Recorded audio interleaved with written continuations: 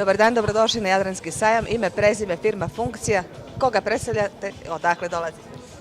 Dobar dan, predstavljamo firmu Opremu d.o.o. Ja sam Sava Vukčević i agent prodaje za Mercury motore i Quicksilver brodove za teritoriju Crne Gore i ostale nautičke proizvode.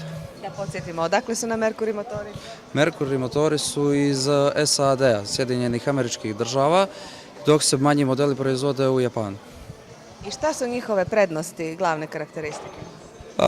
Mercury grupa je jedna od najvećih korporacija u nautičkom svijetu, znači kompletan proizvođač koji ima brodske, vanbrodske motore, dizelske motore, također kao pod brand Quicksilver čamci i kao i mnogo drugih ostalih proizvođača čamaca, ali u suštini jedna od najinovativnijih, jedna od najboljih, jedna od najrazvijenijih korporacija u nautičkom svijetu.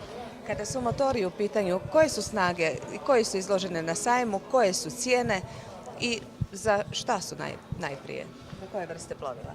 Što se tiče motora, znači raspon snage je od 2,5 konja do 400 konjskih snaga što se tiče vanbrodskih motora, a što se tiče brodskih tu je do 1650 konjskih snaga. Na sajmu imamo izloženu većinu malih motora, znači od 3,5 konja pa do 150 konja. Kolika je cijena, na primjer, ovog od 3,5 konja?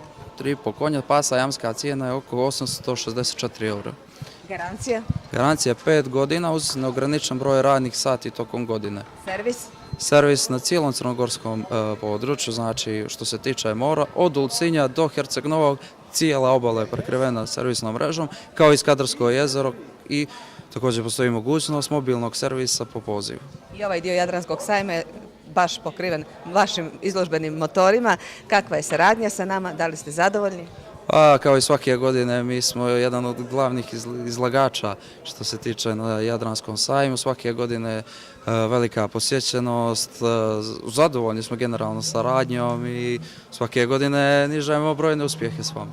Svaka čast, nastavite tako. Hvala vam. Također, hvala.